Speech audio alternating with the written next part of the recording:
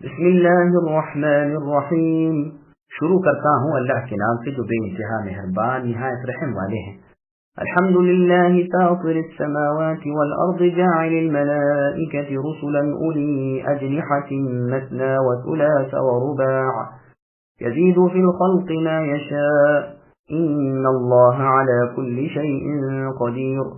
ما يفتح الله للناس من رحمة فلا ممسك لها وما يمسك فلا مرسل له من بعده وهو العزيز الحكيم۔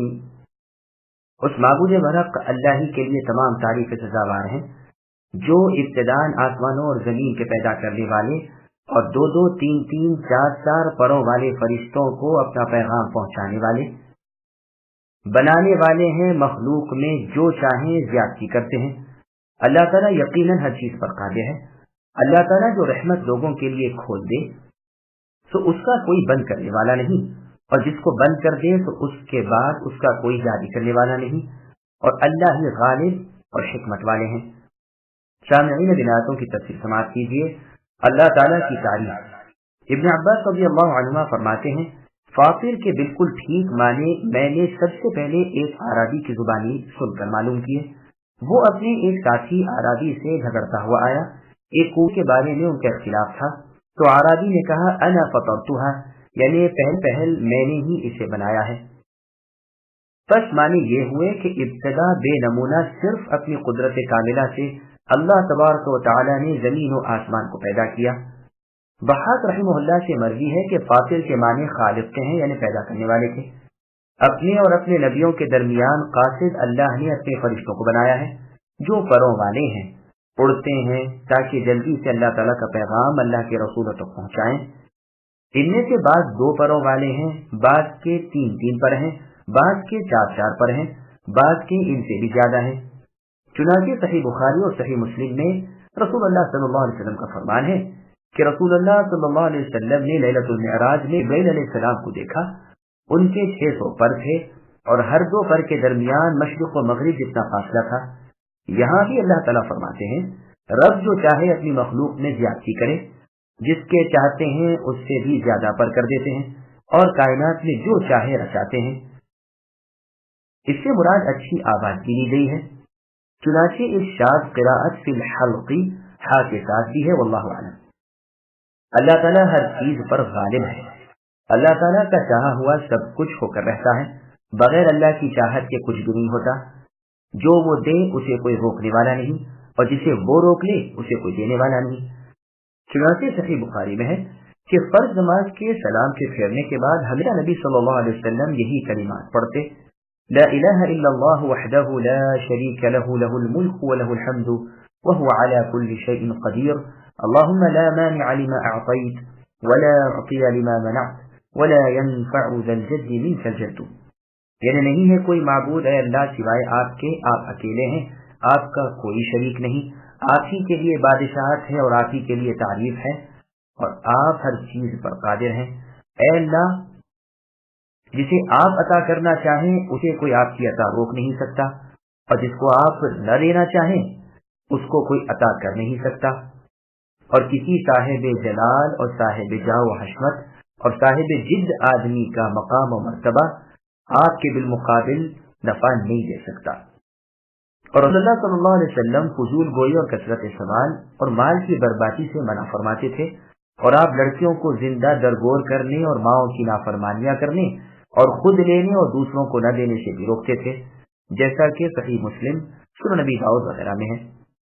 صحیح مسلم شریف میں ہے کہ رسول اللہ صلی اللہ علیہ وسلم رکوع سے سر اٹھاتے ہوئے سمع اللہ لمن حمدہ کہہ کر، جس کا معنی ہے اللہ نے اس کی سن لی جس نے اللہ کی تعریف کی، پھر فرماتے اللہم ربنا لک الحمد، اے اللہ، اے ہمارے رب، آپ ہی کے لیے تعریف ہے، ملء السماء والارض، آسمان اور زمین کے بھرانے کے برابر، وملء ما شئت من شیء بعد، اور اس کے بعد جس چیز کو بھی آپ بھر دینا چاہیں اس کے برابر آپ کی تعریف ہے۔ اللہم اہل الثناء والمجد، اے اللہ، بے شک آپ ہی اہل ثنا اور بزرگی والے ہیں۔ احق ما قال العبد، جو کچھ بندے نے کہا وہ سب سے حق بات ہے۔ وکلنا لک عبد، اور ہم میں سے ہر ایک آپ ہی کا بندہ ہے۔ اللہم لا مانع لما اعطیت، اے اللہ اس سے کوئی روک نہیں سکتا جس کو آپ عطا کرنا چاہیں، ولا معطی لما منعت، اور جس سے آپ روک لیں اسے کوئی عطا نہیں کر سکتا، ولا ينفع ذا الجد منك الجد، اور کسی بھی صاحب قوت اور طاقت شخص کا آپ کے مقابلے میں بچانا اسے نفع نہیں دیتا۔ اسی آیت جیسی سورہ انعام کی آیت نمبر 17 ہے جس میں اللہ نے فرمایا وَإِن يَمْسَسْكَ اللَّهُ بِضُرٍّ الآیہ، اور بھی اس کی نظیر کی آیتیں بہت سی ہیں۔ یا ایھا الناس اذکروا نعمت اللہ علیکم هل من خالق غیر اللہ یرزقکم من السماء والارض لا الہ الا هو فأنا تؤفکون وَإِن يُكَذِّبُوكَ فَقَدْ كُذِّبَتْ رُسُلٌ مِّن قَبْلِكَ وَإِلَى اللَّهِ تُرْجَعُ الْأُمُورُ يَا أَيُّهَا النَّاسُ إِنَّ وَعْدَ اللَّهِ حَقٌّ فَلَا تَغُرَّنَّكُمُ الْحَيَاةُ الدُّنْيَا وَلَا يَغُرَّنَّكُم بِاللَّهِ الْغَرُورُ إِنَّ الشَّيْطَانَ لَكُمْ عَدُوٌّ فَاتَّخِذُوهُ عَدُوًّا انما يدعو حزبه ليكونوا من اصحاب السعير۔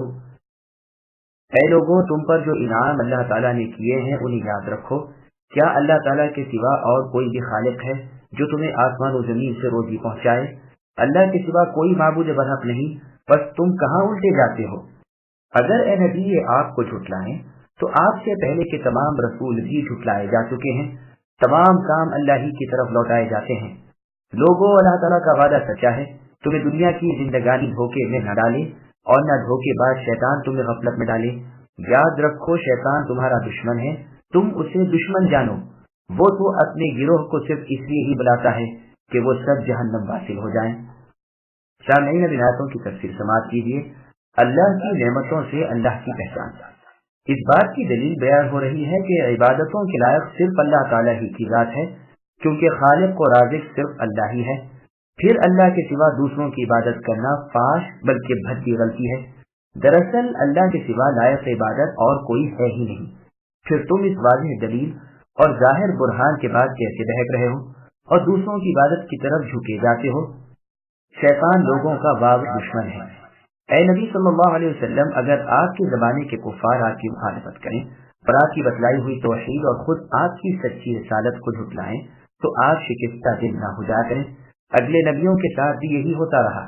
سب کاموں کا مرجع اللہ تعالیٰ کی طرف ہے، وہ سب کو ان کے تمام کاموں کا بدلہ دیں گے اور سزا جزا سب کچھ ہوگی۔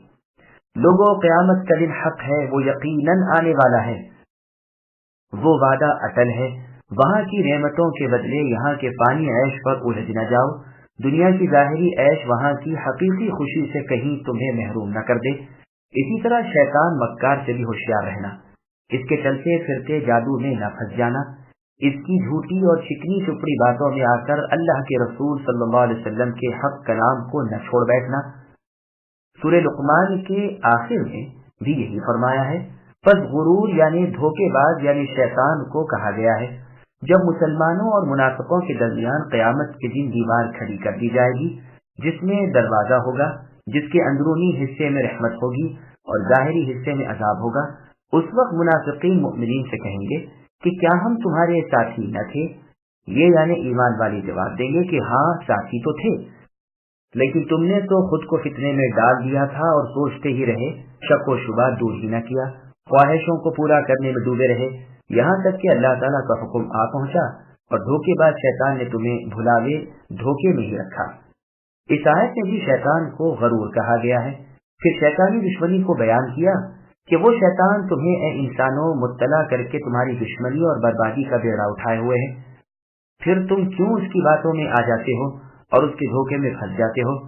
اس کی اور اس کی فوج کی تو عین تمنا ہے کہ وہ تمہیں بھی اپنے ساتھ گھسیٹ کر جہنم میں لے جائے۔ اللہ تعالیٰ قوی و عزیز سے ہماری دعا ہے کہ وہ ہمیں شیطان کا دشمن ہی رکھے اور اس کے مکر سے ہمیں محفوظ رکھے اور اپنی کتاب اور اپنے نبی صلی اللہ علیہ وسلم کی حدیثوں اور سنتوں کی پیروی کی توفیق عطا فرمائے۔ اللہ تعالیٰ ہر چیز پر قادر ہے اور دعاؤں کے قبول فرمانے والے ہیں۔ جس طرح اس آیت میں شیطان کی دشمنی کا بیان کیا گیا ہے، اسی طرح سورہ کہف کی آیت نمبر 50 وَإِذْ قُلْنَا لِلْمَلَائِكَةِ میں بھی اسی کی دشمنی کا ذکر ہے اور اس سے آگاہی اور چوکنا کر دیا گیا ہے۔ الذين كفروا لهم عذاب شديد والذين آمنوا وعملوا الصالحات لهم مغفرة وأجر كبير أفمن زين له سوء عمله فرآه حسنا فإن الله يضل من يشاء ويهدي من يشاء فلا تذهب نفسك عليهم حسرات إن الله عليم بما يصنعون۔ جو لوگ کافر ہوئے ان کے لیے سخت سزا ہے، اور جو لوگ ایمان لائے اور نیک اعمال کیے ان کے لیے بخشش ہے اور بہت بڑا اجر ہے۔ کیا پس وہ شخص جس کے لیے اس کے برے اعمال ہی نہ دیے گئے ہیں اور وہ انہیں اچھے اعمال سمجھتا ہے؟ یقین مانو کہ اللہ تعالیٰ جسے چاہے گمراہ کرتے ہیں اور جسے چاہے راہ راست دکھاتے ہیں۔ بس آپ کو اے نبی ان پر غم کھا کھا کر اپنی جان ہلاکت میں نہ ڈالنی چاہیے۔ یہ جو کچھ کر رہے ہیں اس سے یقیناً اللہ تعالیٰ بخوبی واقف ہیں۔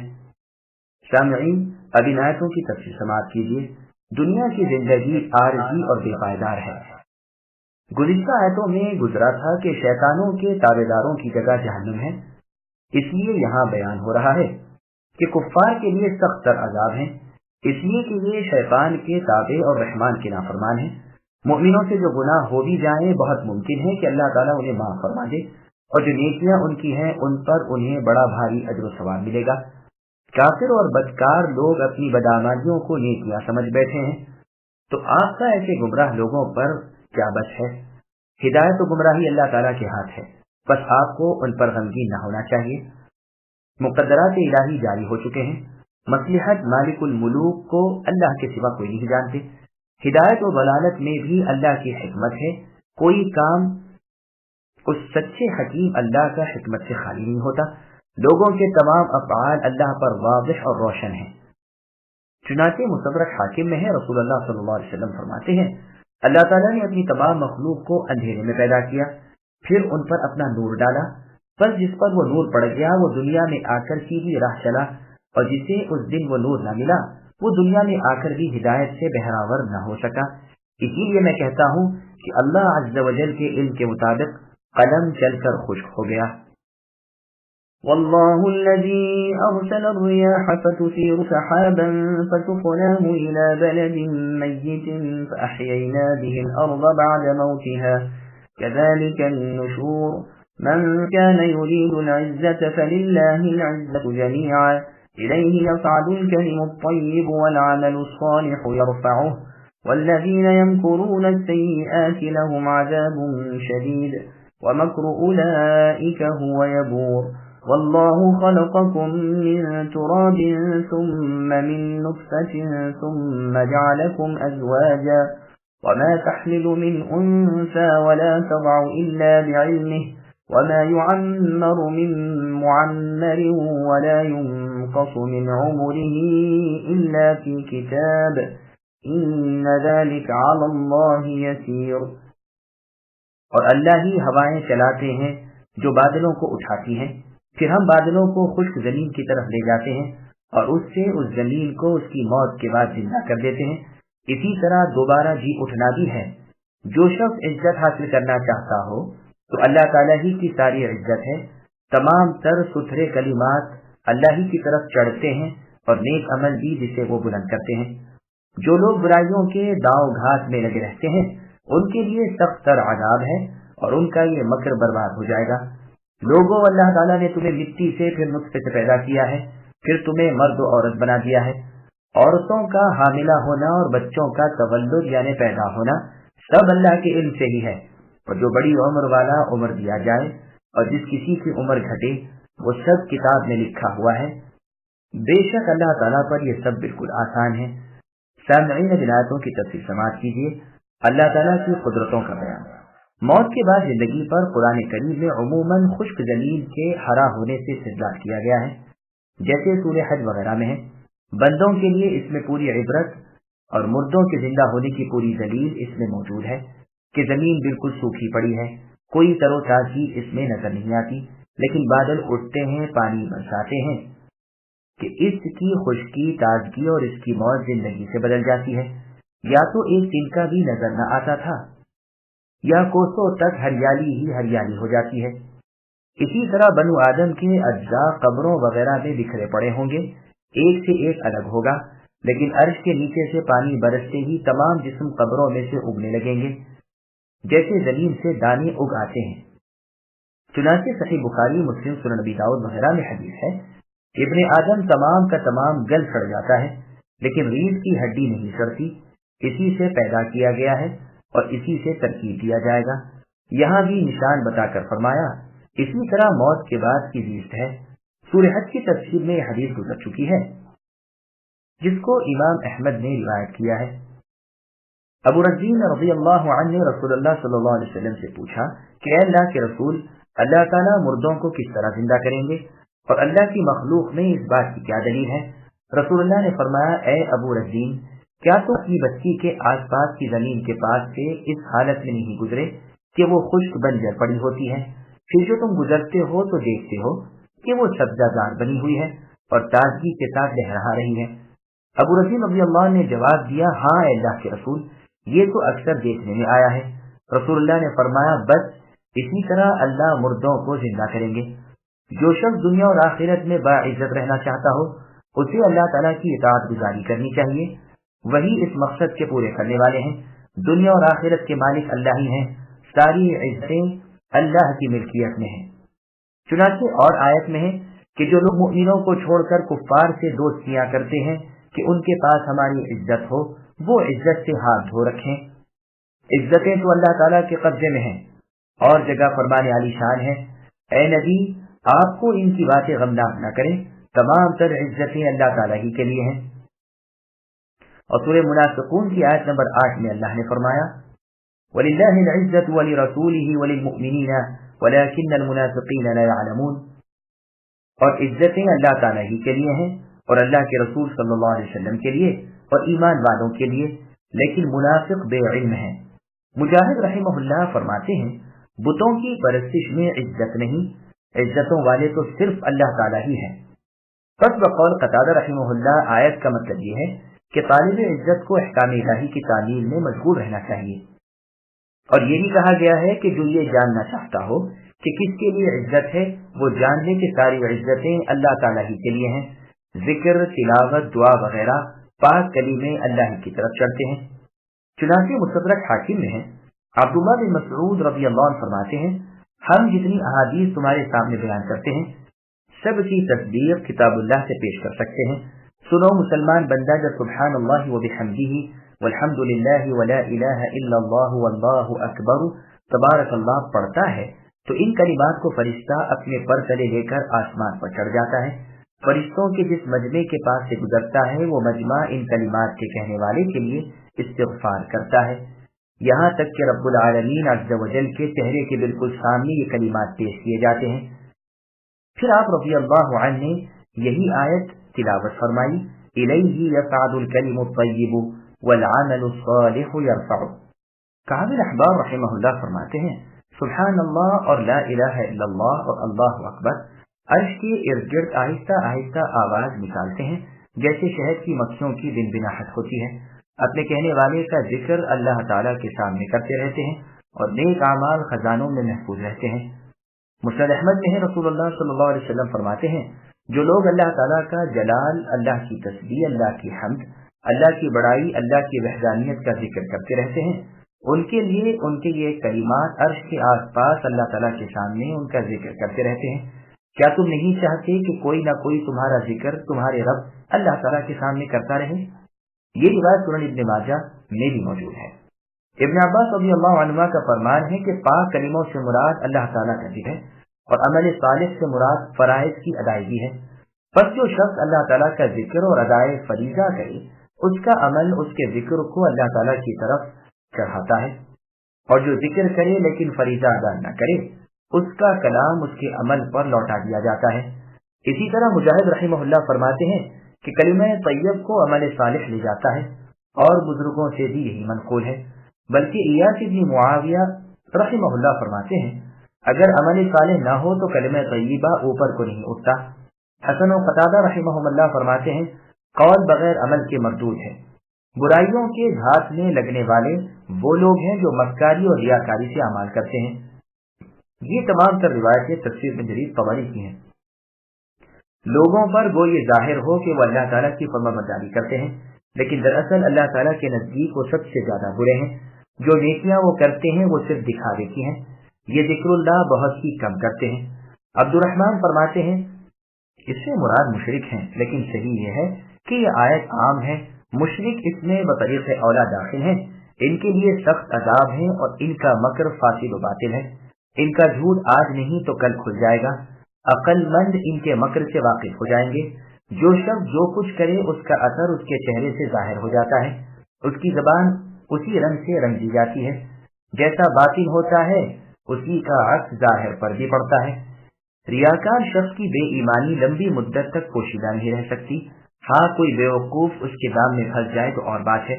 مومن پورے عقل مند اور کامل دانا ہوتے ہیں، وہ ان دھوکے بازوں سے بخوبی آگاہ ہو جاتے ہیں، اور اس عالم الغیب اللہ تعالیٰ پر تو کوئی بات بھی چھپ نہیں سکتی۔ اللہ تعالیٰ نے تمہارے باپ آدم علیہ السلام کو مٹی سے پیدا کیا اور ان کی نسل کو ایک ذلیل پانی سے جاری رکھا، پھر تمہیں جوڑا جوڑا بنایا، یعنی مرد و عورت۔ یہ بھی اللہ کا لطف و کرم اور انعام و احسان ہے کہ مردوں کے لیے بیویاں بنائیں جو ان کے سکون و راحت کا سبب ہیں۔ ہر حاملہ کے حمل کی اور ہر بچے کے پیدا ہونے کی اللہ کو خبر ہے، بلکہ ہر پتے کے جھڑنے سے اور اندھیرے میں پڑے ہوئے دانے سے اور ہر تر و خشک چیز سے وہ اللہ تعالیٰ بخوبی واقف ہیں، بلکہ اللہ کی کتاب میں وہ سب کچھ لکھا ہوا ہے۔ اسی آیت جیسی آیت سورہ رعد کی آیت نمبر 8 ہے، جس میں اللہ نے فرمایا اللہ یعلم ما تحمل كل انثى، اور وہیں اس کی پوری تفصیل بھی گزر چکی ہے۔ اسی طرح اللہ تعالیٰ عالم الغیب کو یہ بھی علم ہے کہ کس نطفے کو لمبی عمر ملنے والی ہے، یہ بھی اللہ کے پاس لکھا ہوا ہے۔ وَلَا يُنْقَصُ مِنْ عُمُرِهِ میں ہا کی ضمیر کا مرجع جنس ہے، عین ہی نہیں، اس لیے کہ طول عمر کتاب میں ہے اور اللہ تعالیٰ کے علم میں اس کی عمر سے کمی نہیں ہوتی۔ جنس کی طرف بھی ضمیر لوٹتی ہے، جیسے عرب میں کہا جاتا ہے عندی ثوب ونصفہ، یعنی میرے پاس ایک کپڑا ہے اور دوسرے کپڑے کا آدھا۔ ابن عباس رضی اللہ عنہما سے مروی ہے کہ اللہ تعالیٰ فرماتے ہیں جس شخص کے لیے میں نے لمبی عمر مقدر کی ہے وہ اسے پوری کر کے ہی رہے گا، لیکن وہ لمبی عمر میری کتاب میں لکھی ہوئی ہے وہیں تک پہنچے گی، اور جس کے لیے میں نے عمر کم مقرر کی ہے اس کی حیات اسی عمر تک پہنچے گی۔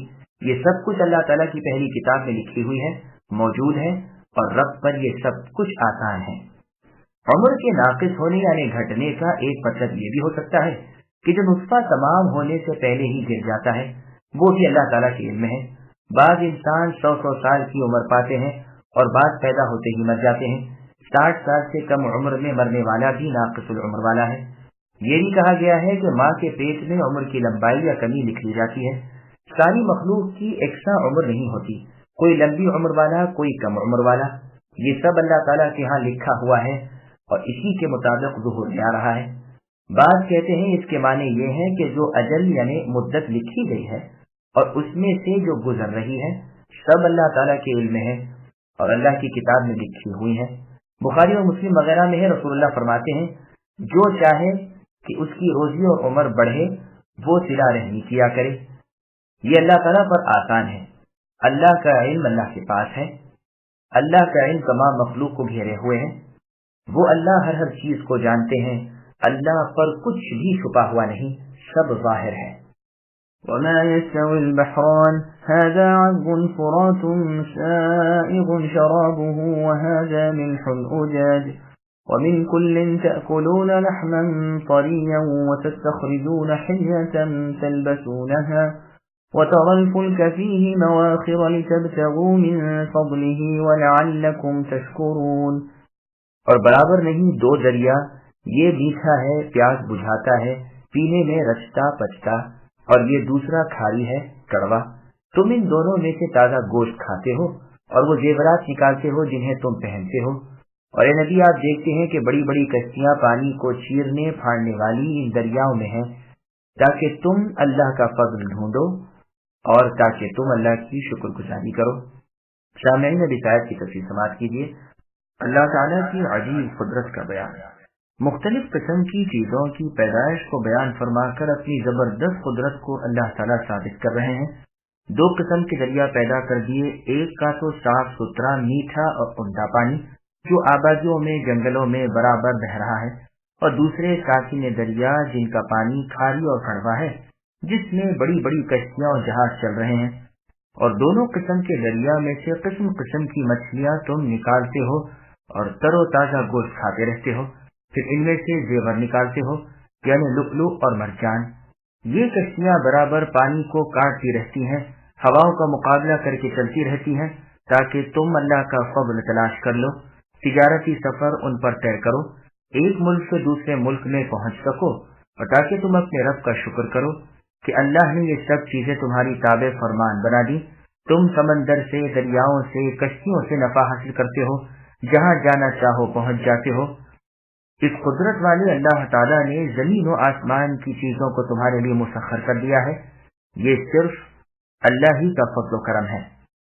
يولج الليل في النهار ويولج النهار في الليل وسخر الشمس والقمر كل يجري لأجل مسمى ذلكم الله ربكم له الملك والذين تدعون من دونه ما يملكون من قطمير إن تدعوهم لا يسمعوا دعاءكم ولو سمعوا ما استجابوا لكم ويوم القيامة يكفرون بشرككم ولا ينبئك مثل خبير۔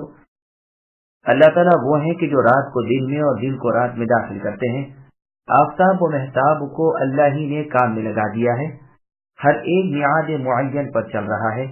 یہی ہے اللہ تعالیٰ تم سب کے پالنے والے، اللہ ہی کی سلطنت ہے۔ جنہیں تم اللہ کے سوا پکار رہے ہو، وہ تو کھجور کی گٹھلی کے چھلکے کے بھی مالک نہیں، اگر تم انہیں پکارو تو وہ تمہاری پکار سنتے ہی نہیں، اور اگر بالفرض سن بھی لیں تو قبول نہیں کر سکتے ہیں، بلکہ قیامت کے دن تمہارے اس شرک کا صاف انکار کر جائیں گے۔ اور اے نبی، آپ کو کوئی بھی خبردار اللہ کی طرح خبردار نہیں کر سکتا۔ سامعین، ان آیتوں کی تفسیر سماعت کیجیے۔ دن اور رات کی تخلیق اللہ تعالیٰ کی عظیم قدرت کی نشانی ہے۔ اللہ تعالیٰ اپنی قدرت کاملہ کا بیان فرما رہے ہیں کہ اللہ نے رات کو اندھیرے والی اور دن کو روشنی والا بنایا ہے۔ کبھی کی راتیں بڑی، کبھی کے دن بڑے، کبھی دونوں یکساں، کبھی جاڑے ہیں، کبھی گرمیاں ہیں۔ اللہ ہی نے سورج اور چاند کو اور تھمے ہوئے اور چلتے پھرتے ستاروں کو موتی کر رکھا ہے۔ مقدار معین پر اللہ تعالیٰ کی طرف سے مقرر شدہ چال پر چلتے رہتے ہیں۔ پوری قدرتوں والے اور کامل علم والے اللہ تعالیٰ نے یہ نظام قائم کر رکھا ہے جو برابر چل رہا ہے، اور وقت مقررہ یعنی قیامت تک یوں ہی جاری رہے گا۔ جس اللہ تعالیٰ نے یہ سب کیا ہے وہی دراصل لائق عبادت ہے، اور وہی سب کے پالنے والے بھی۔ اللہ جیسا کوئی بھی لائق عبادت نہیں۔ جن بتوں کو، درگاہوں اور قبروں کو اللہ تعالیٰ کے سوا جن جن کو لوگ پکارتے ہیں، خواہ وہ فرشتے ہی کیوں نہ ہو، انبیاء ہوں، رسول ہوں، اولیاء ہوں، اور اللہ کے پاس بڑے درجے رکھنے والے ہی کیوں نہ ہو، لیکن سب کے سب اللہ کے سامنے محض مجبور اور بالکل بے بس ہیں۔ کان والی نہیں جو سن سکیں، بے جان چیزیں بھی کہیں، کھجور کی گٹھلی کے اوپر کے باریک چھلکے جیسی چیز کا بھی انہیں اختیار نہیں۔ آسمان و زمین کی حقیر سے حقیر چیز کے بھی وہ مالک نہیں۔ جن جن کو تم اے مشرکو اللہ تعالیٰ کے سوا پکارتے ہو، وہ تمہاری آواز سنتے ہی نہیں۔ تمہاری یہ بت وغیرہ بے جان چیزیں کان والی نہیں جو سن سکیں، بے جان چیزیں بھی کہیں کسی کی سن سکتی ہیں، اور بالفرض تمہاری پکار سن بھی لیں تو چونکہ ان کے قبضے میں کوئی چیز نہیں، اس لیے وہ تمہاری حاجت پوری کر نہیں سکتے۔ قیامت کے دن تمہارے سر سے وہ انکاری ہو جائیں گے، تم سے بیزار نظر آئیں گے، جیسے اللہ نے سورہ احقاف کی آیت نمبر 5 میں فرمایا، وَمَنْ أَضَلُّ مِمَّنْ يَدْعُو مِن دُونِ اللَّهِ، یعنی اس سے زیادہ گمراہ کون ہوگا جو اللہ تعالیٰ کے سوا ایسوں کو پکارتا ہے جو قیامت تک ان کی پکار کو قبول نہ کر سکیں، بلکہ ان کی دعا سے وہ محض بے خبر اور غافل ہیں، اور میدان محشر میں وہ ان کے دشمن ہو جائیں گے اور ان کی عبادتوں سے منکر ہو جائیں گے۔ اور سورہ مریم کی آیت نمبر 81 میں اللہ نے فرمایا، وَاتَّخَذُوا مِن دُونِ اللَّهِ آلِهَةً لِيَكُونُوا لَهُمْ عِزًّا، یعنی اللہ تعالیٰ کے سوا اور معبود ان مشرکوں نے اس بات سے بنا لیے ہیں تاکہ وہ ان کے لیے باعث عزت بنے، لیکن ایسا ہونے کا نہیں، بلکہ وہ ان کی عبادتوں سے بھی انکاری ہو جائیں گے اور ان کے مخالف اور دشمن بن جائیں گے۔ بھلا بتاؤ اللہ تعالیٰ جیسی سچی خبریں اور کون دے سکتے ہیں؟ جو اللہ نے فرمایا وہ یقیناً ہو کر ہی رہے گا، جو کچھ ہونے والا ہے اس سے اللہ تعالیٰ پوری طرح باخبر ہیں۔ اس جیسی خبر کوئی اور نہیں دے سکتا۔ يا أيها الناس أنتم الفقراء إلى الله والله هو الغني الحميد إن يشأ يذهبكم ويأتي بخلق جديد وما ذلك على الله بعزيز ولا تزر وازرة وزر أخرى وإن تدع مثقلة إلى حملها لا يحمل منه شيء ولو كان ذا قربى إنما تنذر الذين يخشون ربهم بالغيب وأقاموا الصلاة ومن تزكى فإنما يتزكى لنفسه وإلى الله المصير۔ اے لوگو، تم اللہ تعالیٰ کی طرف محتاج ہو اور اللہ تعالیٰ بے نیاز تعریفوں والے ہیں۔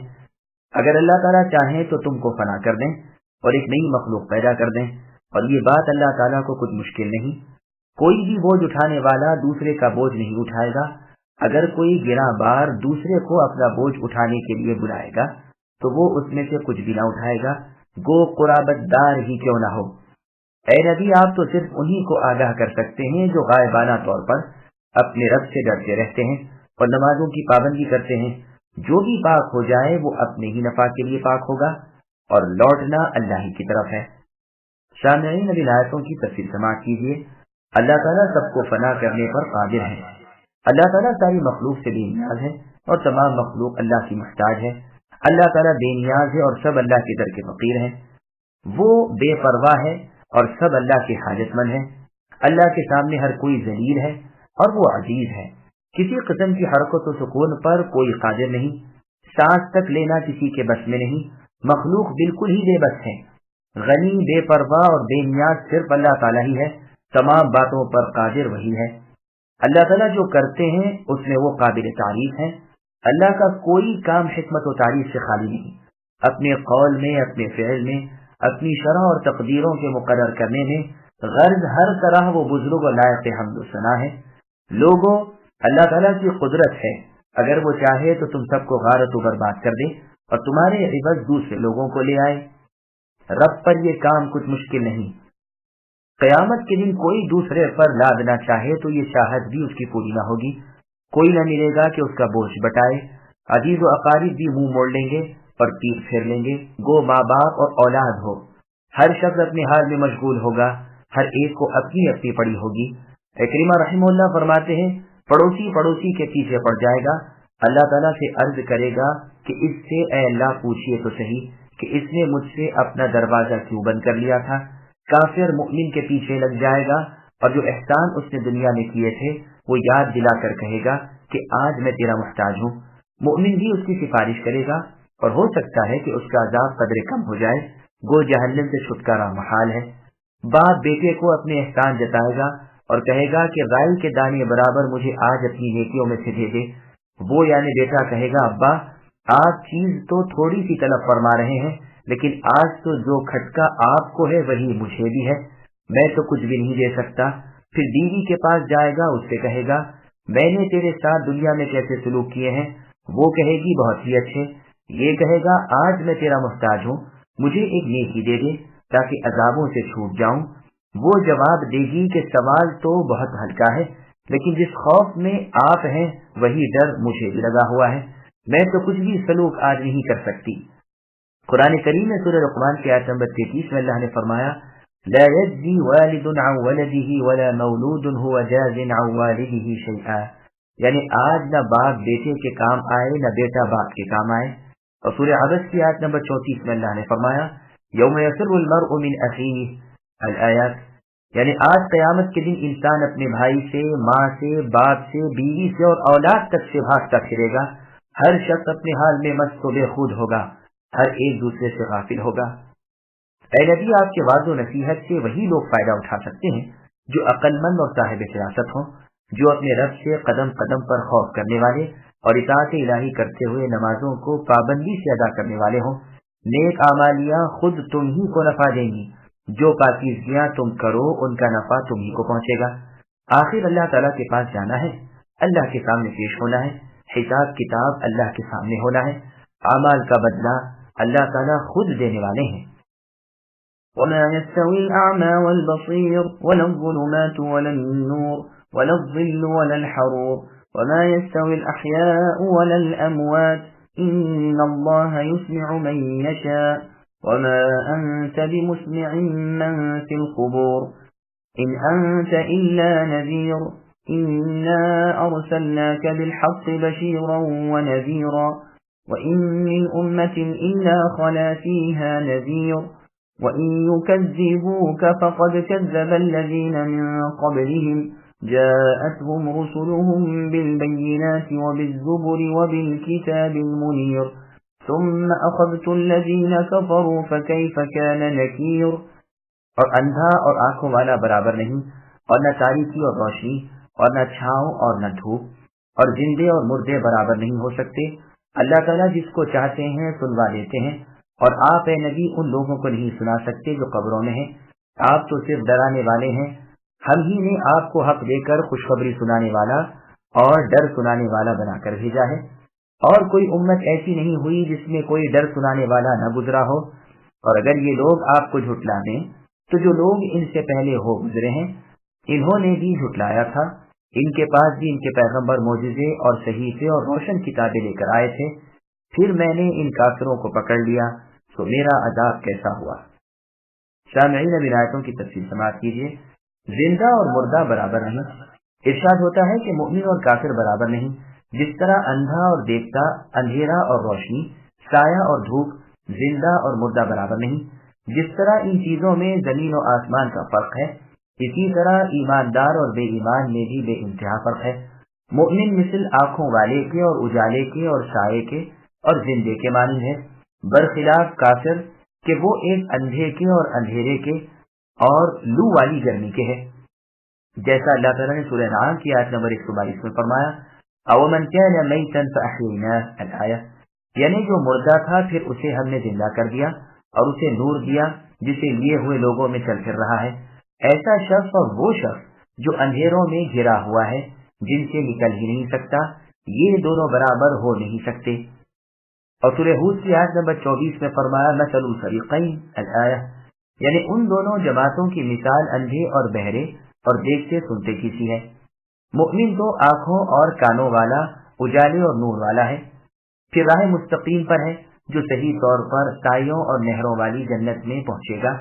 اور اس کے برعکس کافر اندھا، بہرا اور اندھیروں میں پھنسا ہوا ہے جن سے نکل ہی نہیں سکتا، اور ٹھیک جہنم میں پہنچے گا جو حرارت، تندی، تیزی اور گرمی والی آگ کا مخزن ہے. اللہ تعالیٰ جسے چاہیں سنا دیں، یعنی اس طرح سننے کی توفیق دیں کہ سن کر قبول بھی کرتا جائے. آپ اے نبی قبر والوں کو نہیں سنا سکتے، یعنی جس طرح کوئی مرنے کے بعد قبر میں دفنا دیا جائے تو اسے پکارنا بے سود ہے، اسی طرح کفار ہیں کہ ہدایت و دعوت ان کے لیے بیکار ہے. اسی طرح ان مشرکوں پر انہی کی بدبختی چھا گئی ہے اور ان کی ہدایت کی کوئی صورت باقی نہیں رہی.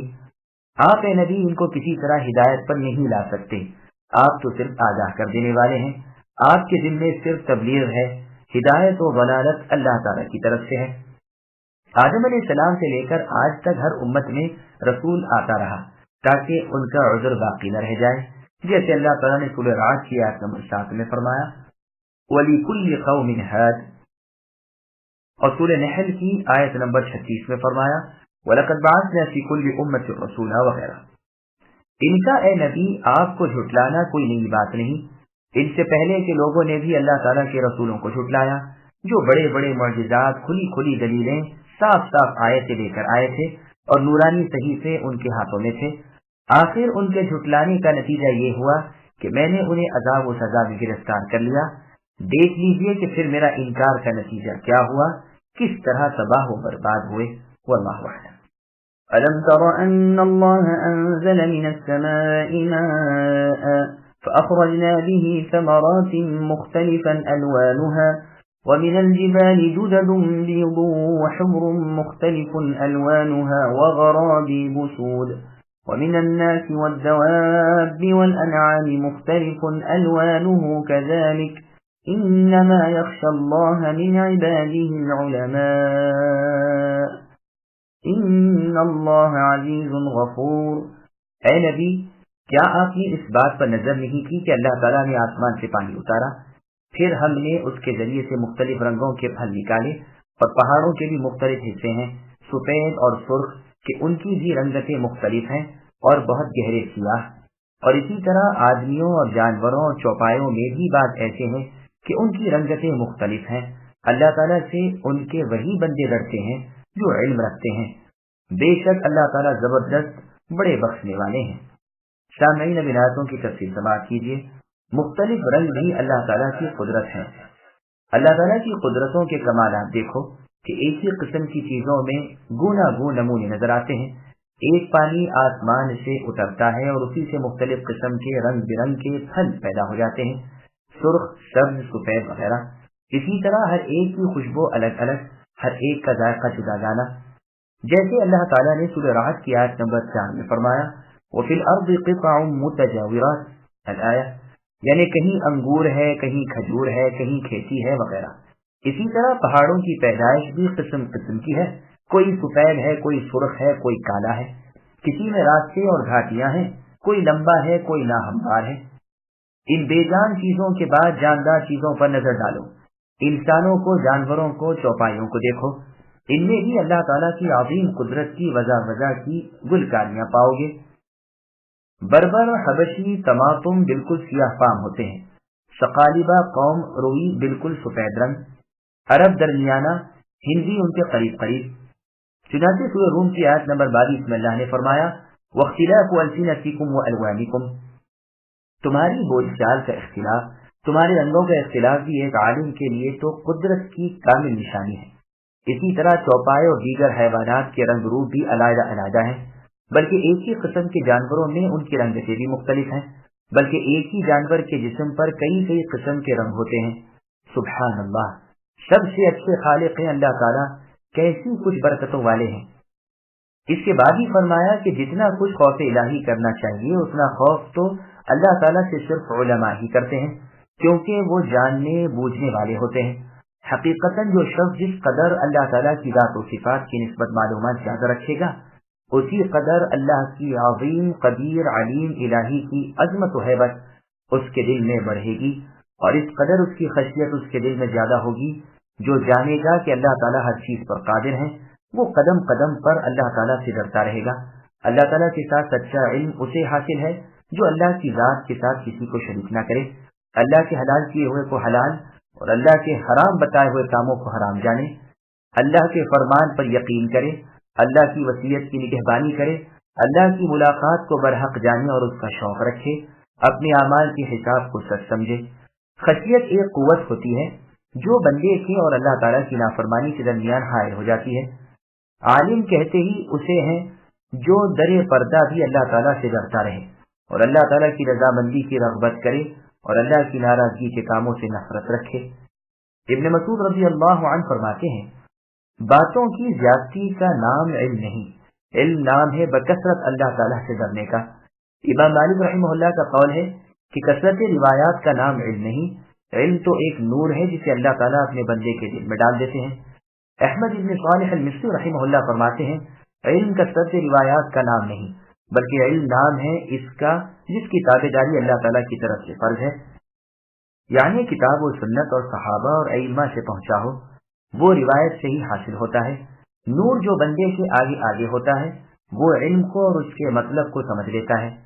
مروی ہے کہ علماء کی 3 قسمیں ہیں، عالم باللہ، عالم بامر اللہ اور عالم باللہ و بامر اللہ۔ عالم باللہ عالم بامر اللہ نہیں اور عالم بامر اللہ عالم باللہ نہیں۔ ہاں عالم باللہ و بامر اللہ وہ ہے جو اللہ تعالیٰ سے ڈرتا ہو اور حدود و فرائض کو جانتا ہو۔ عالم باللہ وہ ہے جو اللہ تعالیٰ سے ڈرتا ہو لیکن اللہ کی حدود اور فرائض کو نہ جانتا ہو۔ عالم بامر اللہ وہ ہے جو حدود و فرائض کو تو جانتا ہو لیکن دل اس کا خشیت الہی سے خالی ہو۔ إن الذين يتلون كتاب الله وأقاموا الصلاة وأنفقوا مما رزقناهم سرا وعلانية يرجون تجارة لن تبور ليوفيهم أجورهم ويزيدهم من فضله إنه غفور شكور والذي أوحينا إليك من الكتاب هو الحق مصدقا لما بين يديه إن الله بعباده لخبير بصير ثم أورثنا الكتاب الذين اصطفينا من عبادنا فمنهم ظالم لنفسه ومنهم مقتصد ومنهم سابق بالخيرات بإذن الله ذلك هو الفضل الكبير۔ بے شک جو لوگ کتاب اللہ کی تلاوت کرتے رہتے ہیں اور نماز کی پابندی رکھتے ہیں اور جو کچھ ہم نے ان کو عطا فرمایا ہے اس میں سے پوشیدہ اور علانیہ خرچ کرتے ہیں، وہ ایسی تجارت کے امیدوار ہیں جو کبھی مانند نہ ہوگی، تاکہ ان کو ان کی اجرتیں پوری دیں اور ان کو اپنے فضل سے اور زیادہ دیں۔ بے شک اللہ تعالیٰ بڑے بخشنے والے، بڑے قدردان ہیں۔ اور یہ کتاب جو ہم نے آپ پر اے نبی وحی کے طور پر بھیجی ہے، یہ بالکل ٹھیک ہے، جو کہ اپنے سے پہلی کتابوں کی بھی تصدیق کرتی ہے۔ اللہ تعالیٰ اپنے بندوں کی پوری خبر رکھنے والے، خوب دیکھنے والے ہیں۔ پھر یہ کتاب ہم نے ان لوگوں کے ہاتھوں میں پہنچائی جن کو ہم نے اپنے بندوں میں سے پسند فرمایا، پھر بعض تو ان میں اپنی جانوں پر ظلم کرنے والے ہیں اور بعض ان میں متوسط درجے کے ہیں اور بعض ان میں اللہ تعالیٰ کی توفیق سے نیکیوں میں ترقی کیے چلے جاتے ہیں۔ یہ اللہ تعالیٰ کا بڑا فضل ہے۔ سامعین، اب ان آیتوں کی تفصیل سماعت کیجیے۔ مؤمنوں کی صفات۔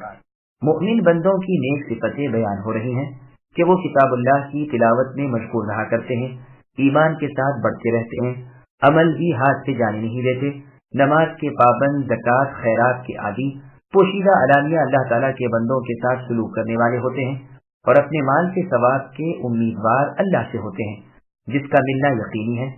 جیسے کہ اس تفسیر کے شروع میں فضائل قرآن کے ذکر میں ہم نے بیان کیا ہے کہ کلام اللہ شریف اپنے ساتھی سے کہے گا کہ ہر تاجر اپنی تجارت کے پیچھے ہے اور تو سب کی سب تجارتوں کے پیچھے ہے۔ انہیں ان کے پورے ثواب ملیں گے، بلکہ بہت بڑھا چڑھا کر ملیں گے جس کا خیال بھی نہیں۔ اللہ تعالیٰ گناہوں کے بخشنے والے اور چھوٹے اور تھوڑے عمل کا بھی قدردان ہے۔ قرآن اللہ تعالیٰ کا سچا کلام ہے۔ قرآن اللہ تعالیٰ کا حق کلام ہے۔ جس طرح اگلی کتابیں اس کی خبر دیتی رہیں، یہ بھی ان اگلی سچی کتابوں کی سچائی ثابت کر رہا ہے۔ رب خبردار ہے اور سب کو دیکھ رہے ہیں، ہر مستحق فضیلت کو بخوبی جانتے ہیں۔ انبیاء علیہم السلام کو اور انسانوں پر اللہ نے اپنے وسیع علم سے فضیلت دی ہے، پھر انبیاء علیہم السلام نے بھی آپس میں مرتبے مقرر کر دیے ہیں اور علی الاطلاق محمد صلی اللہ علیہ وسلم کا درجہ سب سے بڑا کر دیا ہے۔ اللہ تعالیٰ اپنے تمام انبیاء علیہم السلام پر درود و سلام بھیجے۔ قرآن پر عمل کرنے والے لوگ، جس کتاب کا اوپر ذکر ہوا تھا، اس بزرگ کتاب یعنی قرآن کریم کو ہم نے اپنے چنندہ بندوں کے ہاتھوں میں دیا، یعنی اس امت کے ہاتھوں۔ پھر ان میں 3 قسم کے لوگ ہو گئے، بعض تو ذرا کچھ آگے پیچھے ہو گئے، وہ ظالم نفس کہلائے۔ ان سے کچھ حرمت والے کام بھی سرزد ہو گئے، بعض درمیانہ درجے کے رہے جنہوں نے محرمات سے اجتناب کیا، واجبات بجا لائے، لیکن کبھی کبھی کوئی مستحب کام ان سے چھوٹ بھی گیا اور کبھی کوئی ہلکی سی نافرمانی بھی سرزد ہو گئی۔ بعض درجوں میں بہت ہی آگے نکل گئے، واجبات چھوڑ کر مستحبات کو بھی انہوں نے نہ چھوڑا اور محرمات چھوڑ کر مکروہات سے بھی اکثر الگ رہے، بلکہ بعض مرتبہ مباح چیزوں کو بھی ڈر کر چھوڑ دیا۔ تفسیر ابن جریر طبری میں ہے کہ ابن عباس رضی اللہ عنہما فرماتے ہیں کہ پسندیدہ بندوں سے مراد امت محمدیہ ہے، جو اللہ تعالیٰ کی ہر کتاب کی وارث بنائی گئی ہے۔ ان میں جو اپنی جانوں پر ظلم کرتے ہیں انہیں بخشا جائے گا، اور ان میں جو درمیانہ لوگ ہیں ان سے آسانی سے حساب دیا جائے گا، اور ان میں جو نیکیوں میں بڑھ جانے والے ہیں انہیں بے حساب جنت میں پہنچایا جائے گا۔ مستدرک حاکم میں ہے ام المؤمنین عائشہ رضی اللہ عنہا سے اس آیت کے بارے میں سوال ہوتا ہے تو آپ فرماتی ہیں، بیٹا یہ سب جنتی لوگ ہیں۔ سابقون بالخیرات تو وہ ہیں جو رسول اللہ کے زمانے میں تھے، جنہیں خود رسول اللہ نے جنت کی بشارت دی۔ مقتصد وہ ہیں جنہوں نے آپ کے نقش قدم کی پیروی کی یہاں تک کہ ان سے مل گئے، اور ظالم لنفسہ مجھ تجھ جیسے ہیں۔ خیال فرمائیے کہ عائشہ صدیقہ رضی اللہ عنہا باوجود یہ کہ سابقون بالخیرات میں سے بلکہ ان میں سے بھی بہترین درجے والوں میں سے ہیں، لیکن کس طرح اپنے آپ کو متواضع بناتی ہیں۔ حالانکہ صحیح بخاری اور مسلم کی حدیث میں آ چکا ہے کہ تمام عورتوں پر ام المؤمنین عائشہ رضی اللہ عنہا کو وہی فضیلت ہے جو فضیلت سرید نامی کھانے کو ہر قسم کے کھانے پر ہے۔ عثمان بن عفان رضی اللہ عنہ فرماتے ہیں، ظالم لنفسہ تو ہمارے بدوی لوگ ہیں، اور مقتصد ہمارے شہری لوگ ہیں، اور سابق ہمارے مجاہد ہیں۔ کعب الاحبار رحمہ اللہ فرماتے ہیں کہ یہ تینوں قسم کے لوگ इसी उम्मत में से हैं और सब जन्नती हैं, क्योंकि अल्लाह ताला ने इन तीनों किस्म के लोगों के जिक्र के बाद जन्नत का जिक्र करके फिर फरमाया है वल्लज़ीना कफ़रू लहुम नारु जहन्नम, बस ये लोग दोज़खी हैं। इब्न अब्बास रज़ियल्लाहु अन्हुमा ने कअब रहिमहुल्लाह से इस आयत के बारे में सवाल किया तो आपने फरमाया कअब के रब की कसम ये सब एक ही जुमरे में हैं, हाँ आमाल के मुताबिक इनके दर्जात कम व बेश हैं। अबू इसहाक़ अस्सुबैई रहिमहुल्लाह भी इस आयत के बारे में फरमाते हैं कि ये तीनों जमाअतें नाजी हैं, यानी नजात पाने वाली हैं। मुहम्मद बिन हनफिया रहिमहुल्लाह फरमाते हैं ये उम्मत मरहूमा है, इनके गुनहगारों को बख्श दिया जाएगा और इनके मुक़्तसिद अल्लाह के पास जन्नत में होंगे और इनके साबिक बुलंद दर्जों में होंगे। मोहम्मद बिन अली बाकर फरमाते हैं कि यहाँ जिन लोगों को ज़ालिमुल लिनफ्सिही ही कहा गया है ये वो लोग हैं जिन्होंने गुनाह भी किए थे और नेकियां भी। इन अहादीस और आसार को सामने रखकर ये तो साफ मालूम हो जाता है कि इस आयत में उमूम है और इस उम्मत के इन तीनों किस्मों को ये शामिल है। बस उलमाए किराम इस नेमत के साथ सबसे ज्यादा रश्क के काबिल हैं और इस रहमत के सबसे ज्यादा हकदार हैं। जन्नात अदन यदखुलूनहा युहल्लौन फीहा मिन असाविर मिन ज़हबिन व लुअलुआ व लिबासुहुम फीहा हरीर व क़ालू अल्हम्दुलिल्लाहि अल्लज़ी अज़हब अन्ना अल-हज़न इन्न रब्बना लग़फूरुन शकूर الذي أحلنا دار المقامة من فضله لا يمسنا فيها نصب ولا يمسنا فيها لغوب۔ وہ باغات ہیں ہمیشہ رہنے کے جن میں یہ لوگ داخل ہوں گے، سونے کے کنگن اور موتی پہنائے جائیں گے اور پوشاک ان کی وہاں ریشم کی ہوگی، اور کہیں گے کہ اللہ تعالیٰ کا لاکھ لاکھ شکر ہے جنہوں نے ہم سے غم دور کیا۔ بے شک ہمارے پروردگار اللہ تعالیٰ بڑے بخشنے والے بڑے قدردان ہیں، جس نے ہم کو اپنے فضل سے ہمیشہ رہنے کے مقام میں لا اتارا جہاں نہ ہم کو کوئی تکلیف پہنچے گی اور نہ ہم کو کوئی تنگی پہنچے گی۔ سامعین بناتوں کی تفصیل سماعت کیجیے۔ اہل جنت پر انعامات۔ اللہ تعالیٰ فرماتے ہیں جن برگزیدہ لوگوں کو ہم نے وارث کتاب اللہ کیا ہے انہیں قیامت کے دن ہمیشگی اور دائمی اور ابدی نعمتوں والی جنتوں میں پہنچائیں گے جہاں انہیں سونے اور موتیوں کے کنگن پہنائے جائیں گے۔ صحیح مسلم میں اللہ کے رسول کا فرمان ہے مومن کا زیور جنت میں وہاں تک ہوگا جہاں تک اس کے وضو کا پانی پہنچتا ہے، اس کا لباس وہاں خالص ریشمی ہوگا جس سے دنیا میں وہ ممانعت کر دیے گئے تھے۔ صحیح بخاری میں، صحیح مسلم اور سنن نسائی الکبریٰ میں رسول اللہ کا فرمان ہے جو شخص یہاں یعنی دنیا میں حریر اور ریشم پہنے گا وہ اسے آخرت میں نہیں پہنا جائے گا۔ اور صحیح بخاری میں مسلم ہی کی حدیث میں ہے آپ نے فرمایا یہ ریشم کافروں کے لیے دنیا میں ہے اور تو مؤمنوں کے لیے آخرت میں ہے۔ طبرانی میں ہے موت کے وقت بھی انہیں کوئی گھبراہٹ نہیں ہوگی۔ ابن عباس رضی اللہ عنہما کا فرمان ہے ان کی بڑی بڑی اور بہت سی خطائیں معاف کر دی گئیں اور چھوٹی چھوٹی اور کم مقدار نیکیاں قدردانی کے ساتھ قبول فرمائی گئیں۔ یہ کہیں گے اللہ تعالیٰ کا شکر ہے جس نے اپنے فضل و کرم لطف و رحم سے یہ پاکیزہ بلند ترین مقامات عطا فرمائے، ہمارے اعمال تو اس قابل تھے ہی نہیں۔ چنانچہ صحیح بخاری، صحیح مسلم، مسند احمد وغیرہ میں رسول اللہ فرماتے ہیں تم میں سے کسی کو اس کے اعمال جنت میں نہیں لے جا سکتے۔ لوگوں نے پوچھا آپ کو بھی نہیں؟ فرمایا نہ مجھے، مگر اسی صورت میں کہ اللہ تعالیٰ کی رحمت میرا ساتھ دے۔ وہ کہیں گے یہاں تو ہمیں نہ کسی طرح کی مشقت و محنت، نہ ہے تھکان اور تکلیف ہے، روح الگ خوش ہے، جسم الگ راضی ہے، بدلہ ہے اس کا جو دنیا میں اللہ تعالیٰ کی راہ کی تکلیفیں انہیں اٹھانی پڑتی تھی، آج راحت کی راحت ہے۔ ان سے کہہ دیا گیا ہے کہ پسند اور دل پسند کھاتے پیتے رہو، اس کے بدلے جو دنیا میں تم نے میری فرما برداریاں کی۔ والذین کفروا لهم نار جہنم لا يقضى عليهم فيموتوا ولا يخفف عنهم من عذابها كذلك نجزي كل كفور وهم يصطرخون فيها ربنا أخرجنا نعمل صالحا غير الذي كنا نعمل أولم نعمركم ما يتذكر فيه من تذكر وجاءكم النذير فذوقوا فما للظالمين من نصير۔ اور جو لوگ کافر ہیں ان کے لیے دوزخ کی آگ ہے، نہ تو ان کی قباحی آئے گی یعنی موت کہ مر ہی جائیں، اور نہ دوزخ کا عذاب ہی ان سے ہلکا کیا جائے گا۔ ہم ہر کافر کو ایسی ہی سزا دیتے ہیں اور وہ لوگ اس میں چلاتے ہوں گے کہ اے ہمارے پروردگار ہم کو نکال لیجئے، ہم اچھے کام کریں گے برخلاف ان کاموں کے جو دنیا میں کیا کرتے تھے۔ کیا ہم نے تم کو اتنی عمر نہ دی تھی کہ جس کو سمجھنا ہوتا وہ سمجھ سکتا، اور تمہارے پاس ڈرانے والا بھی پہنچا تھا؟ سو مزہ اب چکھو کہ ایسے ظالموں کا کوئی مددگار نہیں۔ سامعین اب آیتوں کی تفصیل سماعت کیجیے۔ اہل جہنم کی سزا۔ نیک لوگوں کا حال بیان فرما کر اب برے لوگوں کا حال بیان ہو رہا ہے کہ یہ دوزخ کی آگ میں جلتے جھلستے رہیں گے، انہیں وہاں موت بھی نہیں آئے گی جو مر جائیں، جیسے اللہ تعالیٰ نے سورہ اعلیٰ کی آیت نمبر 13 میں فرمایا، لا يموت فیہا ولا یحیا، نہ یہ جہنمی وہاں مریں گے نہ ہی اچھی زندگی ان کی ہوگی۔ صحیح مسلم شریف میں ہے، رسول اللہ فرماتے ہیں جو ابدی جہنمی ہے انہیں وہاں موت نہیں آئے گی اور نہ اچھی زندگی ملے گی۔ وہ تو کہیں گے اے داروغ جہنم تم ہی اللہ تعالیٰ سے دعا کرو کہ اللہ تعالیٰ ہمیں موت دے دے، لیکن جواب ملے گا کہ تم تو یہیں پڑے رہو گے۔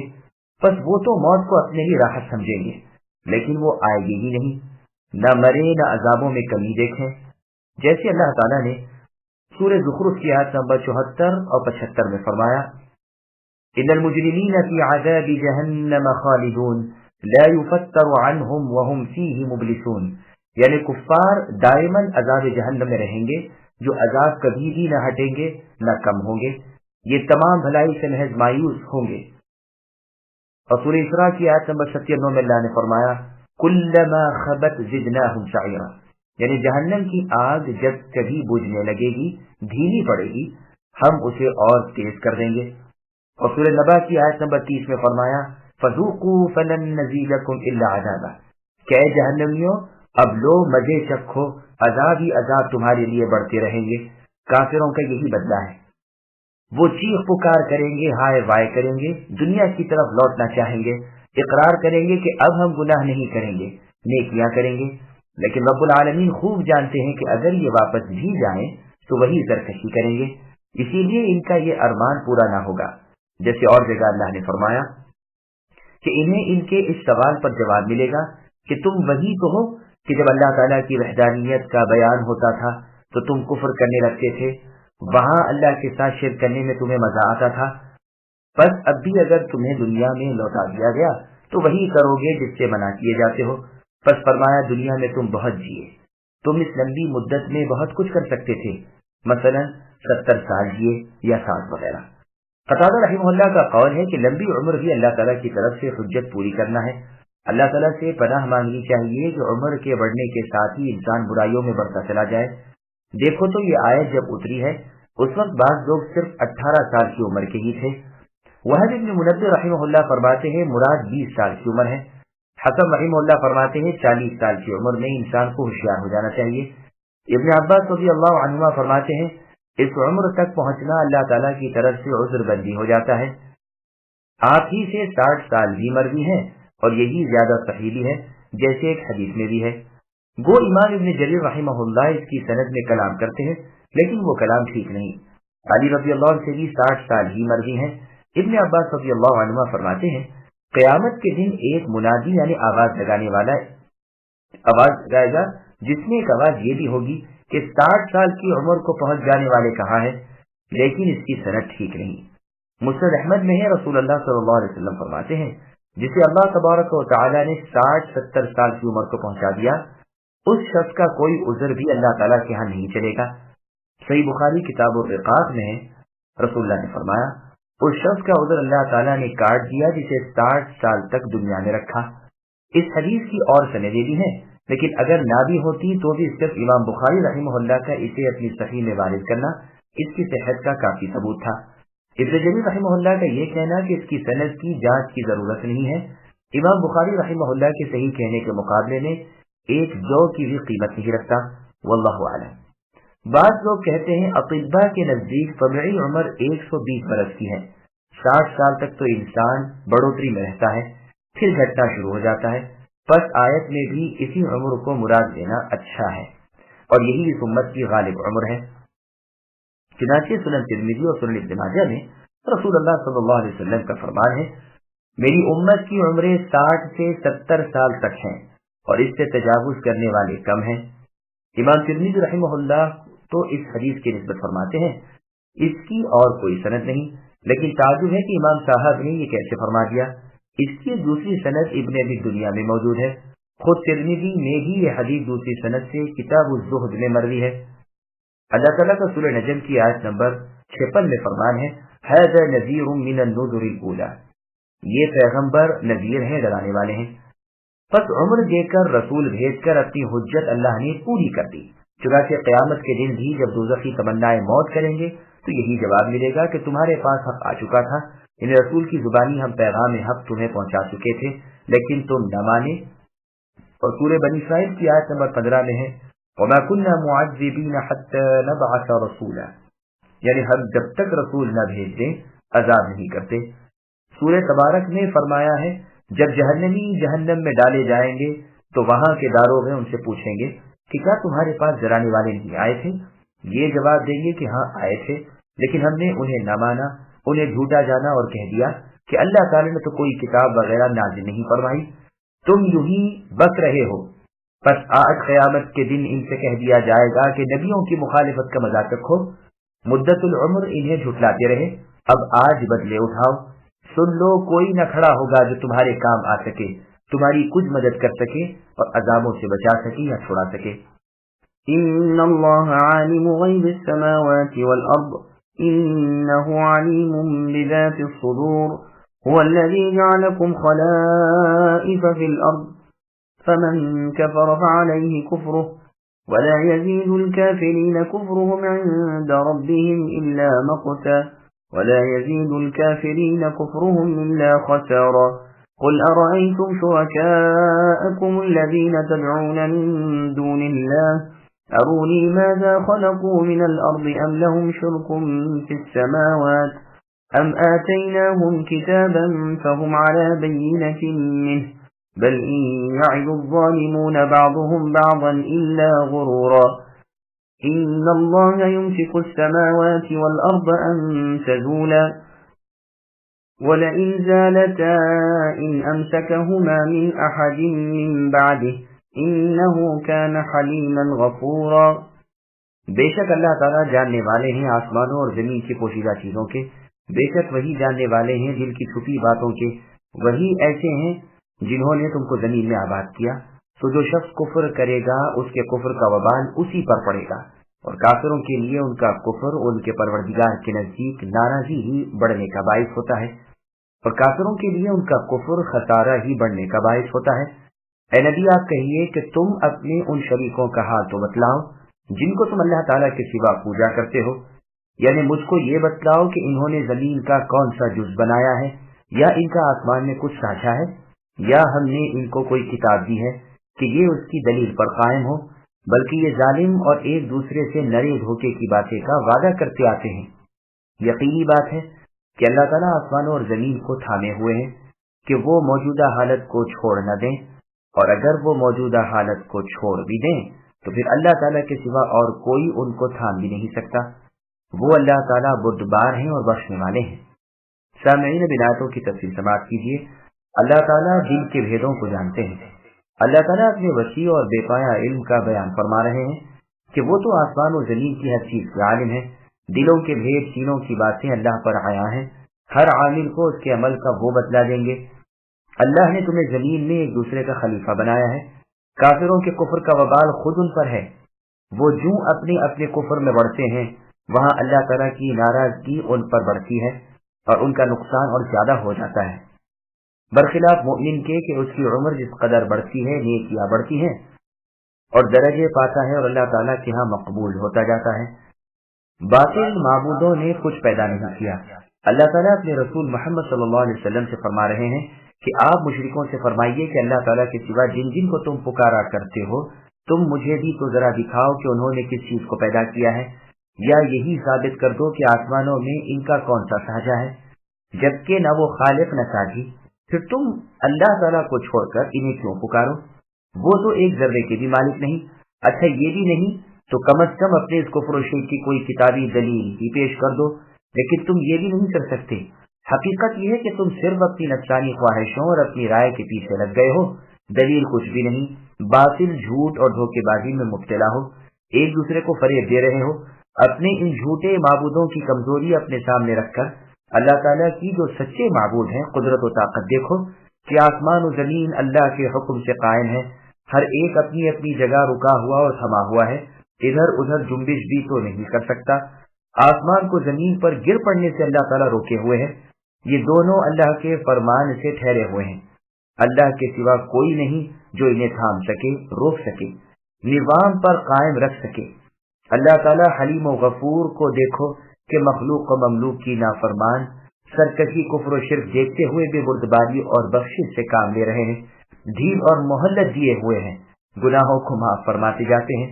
ابن ابی حاتم میں اس آیت کی تفسیر میں غریب بلکہ منکر حدیث ہے کہ موسیٰ علیہ السلام کا ایک واقعہ رسول اللہ نے ایک مرتبہ ممبر پر فرمایا کہ موسیٰ علیہ السلام کے دل میں خیال گزرا کہ اللہ تعالیٰ کبھی سوتے بھی ہیں، تو اللہ تعالیٰ نے ایک فرشتہ ان کے پاس بھیج دیا جس نے انہیں 3 دن تک سونے نہ دیا، پھر ان کے ایک ایک ہاتھ میں ایک ایک بوتل دی اور حکم دیا کہ ان کی حفاظت کرو، یہ گرے نہیں، ٹوٹے نہیں۔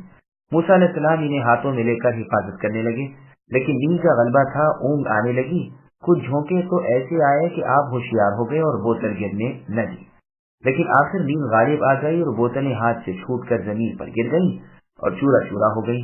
مقصد یہ تھا کہ سونے والا 2 بوتلیں بھی تھام نہیں سکتا، پھر اگر اللہ تعالیٰ سوتے تو زمین و آسمان کی حفاظت اللہ سے کیسے ہوتی؟ لیکن بظاہر معلوم ہوتا ہے کہ یہ رسول اللہ کا فرمان نہیں بلکہ بنی اسرائیل کی جھڑنت ہے۔ بھلا موسیٰ علیہ السلام جیسا جلیل القدر پیغمبر یہ تصور بھی کیسا کر سکتا ہے کہ اللہ تعالیٰ سو جاتے ہیں، باوجود یہ کہ اللہ تعالیٰ اپنی صفات میں فرما چکے ہیں کہ اللہ تعالیٰ کو تو نہ اونگ آئے نہ نیند، زمین و آسمان کی کل چیزوں کے مالک اللہ تعالیٰ ہی ہیں۔ بخاری اور مسلم میں حدیث ہے، اللہ کے رسول صلی اللہ علیہ وسلم فرماتے ہیں کہ اللہ تعالیٰ نہ سوتے ہیں، نہ سونا اللہ کی شان ہے، وہ ترازو کو اونچا نیچا کرتے رہتے ہیں، دن کے عمل رات سے پہلے اور رات کے اعمال دن سے پہلے اللہ کی طرف چڑھ جاتے ہیں۔ اللہ کا حجاب نور ہے یا فرمایا آگ ہے، اگر اللہ تعالیٰ اس حجاب کو کھول دے تو اللہ کے چہرے کی تجلیاں یعنی شعائیں جہاں تک اللہ کی نگاہ پہنچتی ہے سب مخلوق کو جلا دیں۔ یہ روایت صحیح مسلم، سنن ابن ماجہ، مسند احمد وغیرہ میں ہے۔ ابن جریر میں ہے کہ ایک شخص عبداللہ ابن مسعود رضی اللہ عنہ کے پاس آیا، آپ نے اس سے دریافت فرمایا کہ کہاں سے آ رہے ہو؟ اس نے کہا ملک شام سے۔ پوچھا وہاں کس سے ملے؟ کہا کعب سے۔ پوچھا کعب نے کیا بات بیان کی؟ کہا یہ کہ آسمان ایک فرشتے کے کندھے تک گھوم رہے ہیں۔ پوچھا تم نے انہیں سچ جانا یا جھٹلایا؟ جواب دیا کچھ بھی نہیں کیا۔ فرمایا پھر تو تم نے کچھ بھی نہیں کیا؟ کہا سنو، کعب نے غلط کہا۔ پھر آپ نے اسی آیت کی تلاوت فرمائی، اس کی اسناد صحیح ہیں۔ دوسری سند میں آنے والے کا نام ہے کہ وہ جندب البجلی رضی اللہ عنہ تھے۔ امام مالک رحمہ اللہ بھی اس کی تردید کرتے تھے کہ آسمان گردش میں ہے، اور اسی آیت سے دلیل دیتے تھے، اور اس حدیث سے بھی جس میں ہے مغرب میں ایک دروازہ ہے جو توبہ کا دروازہ ہے، وہ بند نہ ہوگا جب تک کہ آفتاب مغرب سے طلوع نہ ہو۔ یہ روایت سنن ترمذی میں، سنن ابن ماجہ اور مسند احمد وغیرہ میں ہے۔ واللہ سبحانہ وتعالی اعلم۔ وَأَقْسَمُوا بِاللَّهِ جَهْدَ أَيْمَانِهِمْ لَئِن جَاءَهُمْ نَذِيرٌ لَّيَكُونُنَّ أَهْدَىٰ مِنْ إِحْدَى الْأُمَمِ فَلَمَّا جَاءَهُمْ نَذِيرٌ مَّا زَادَهُمْ إِلَّا نُفُورًا اسْتِكْبَارًا فِي الْأَرْضِ وَمَكْرَ السَّيِّئِ وَلَا يَحِيقُ الْمَكْرُ السَّيِّئُ إِلَّا بِأَهْلِهِ فَهَلْ يَنظُرُونَ إِلَّا سُنَّةَ الْأَوَّلِينَ فَلَن تَجِدَ لِسُنَّةِ اللَّهِ تَبْدِيلًا وَلَن تَجِدَ لِسُنَّةِ اللَّهِ تَحْوِيلًا۔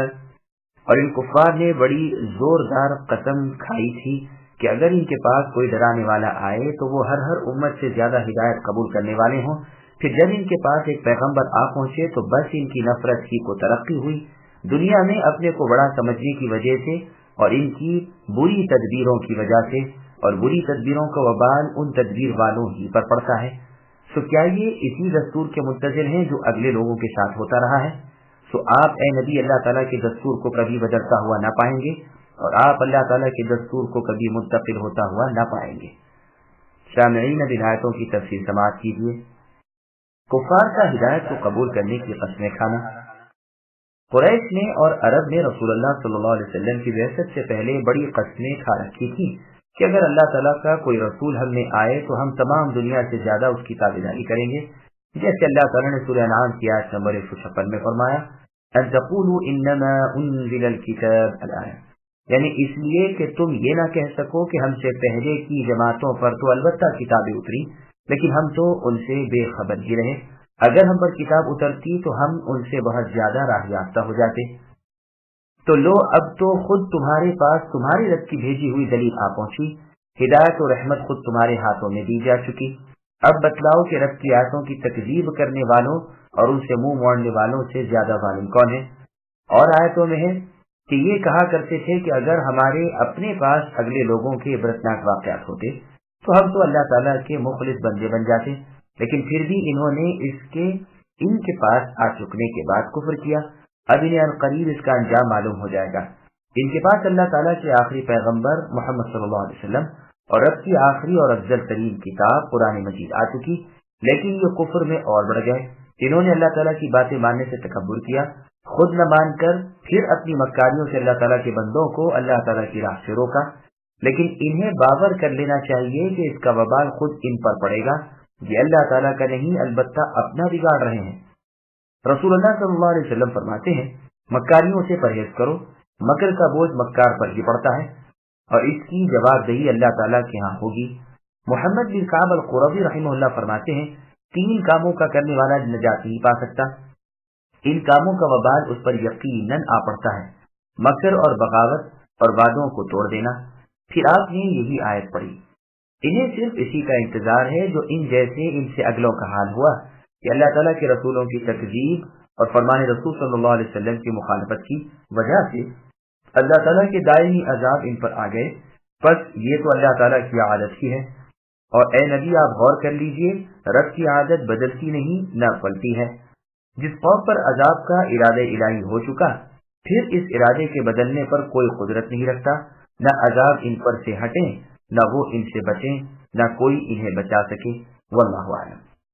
أولم يسيروا في الأرض فينظروا كيف كان عاقبة الذين من قبلهم وكانوا أشد منهم قوة وما كان الله ليعجزه من شيء في السماوات ولا في الأرض إنه كان عليما قديرا ولو يؤاخذ الله الناس بما كسبوا ما ترك على ظهرها من دابة ولكن يؤخرهم إلى أجل مسمى فإذا جاء أجلهم فإن الله كان بعباده بصيرا۔